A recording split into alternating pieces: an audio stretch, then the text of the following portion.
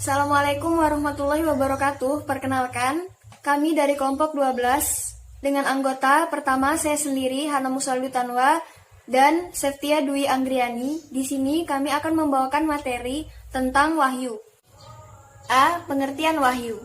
Secara etimologis, wahyu berasal dari waha yahyi wahyan, yang artinya wahyu adalah bentuk masdar yang menunjukkan bentuk madhi kepada dua makna asal, yaitu samar dan rahasia. Sehingga ada yang mengatakan bahwa wahyu adalah pemberitahuan yang samar, cepat, dan khusus. Dengan kata lain, wahyu adalah penyampaian perkataan secara rahasia dan kilat kepada yang lain. Al-Fayuni memberi pengertian menurut bahasa adalah kitab dan juga petunjuk. Harun Nasution memberi pengertian wahyu, pemberitaan secara tersembunyi dengan cepat. Kata wahyu dalam pengertian itu terkandung arti penyampaian firman Tuhan kepada orang terpilih, agar diteruskan kepada umat Islam.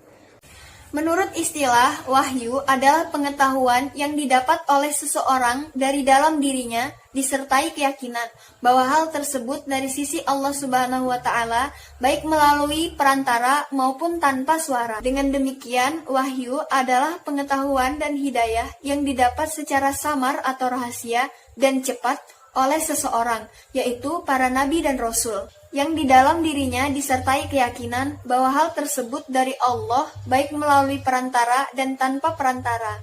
Selanjutnya pengertian wahyu dalam makna yang lebih umum. Dalam arti wahyu atau ilham atau memberikan rahasia atau melahirkan sesuatu yang menimbulkan rasa kagum. Jadi bisa disimpulkan dari beberapa pendapat bahwa wahyu secara syara yaitu pengetahuan yang diberikan oleh Allah kepada nabi-nabinya secara langsung maupun tidak langsung, dengan perantara malaikat ataupun tidak, dengan suara atau tidak, tetap dia paham dengan apa yang telah diterimanya. Wahyu itu adalah kebenaran yang datang dari Allah kepada manusia tertentu. Wahyu itu terjadi karena adanya komunikasi yang langsung antara Tuhan dan manusia. B. Proses lahirnya wahyu. Kehidupan Rasulullah dari dia lahir sampai dia wafat, dia memiliki keistimewaan yang tidak pernah dimiliki oleh siapapun di dunia ini. Allah memuliakan beliau dengan nubuwah atau risalah yang diamban dalam dua periode.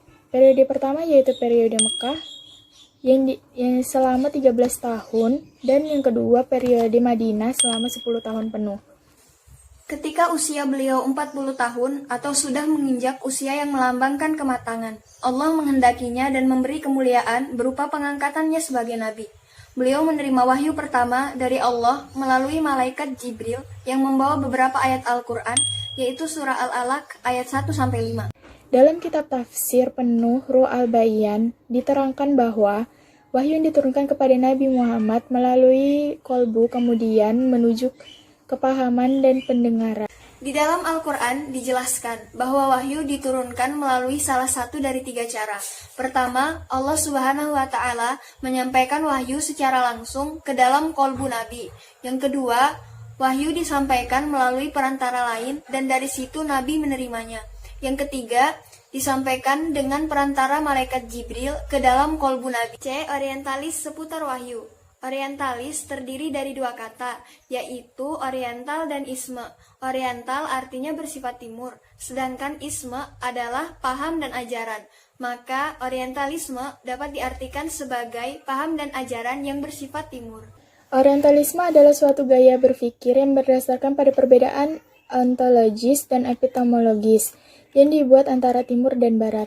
Adapun orientalisme yang pro yaitu dalam menghadapi gejala yang serba kompleks, setiap penggambaran atau deskripsi menuntut adanya pendekatan yang memungkinkan penyaringan data yang diperdalam. Pendekatan yang digunakan dalam memahami wahyu agar seseorang memahami secara komprehensif. Orientalis yang simpati terhadap kewahyuan Nabi Muhammad bisa dilihat dalam pembelaan Maryam Jamilah terhadap para orientalis dalam bukunya Islam dan Orientalisme. Sementara orientalis yang kontra terhadap kewahyuan Nabi Muhammad adalah Alisina dalam bukunya Understanding Muhammad, A Biography. Sekian dari kelompok kami. Bila ada kesalahan kata mohon dimaafkan. Wassalamualaikum warahmatullahi wabarakatuh.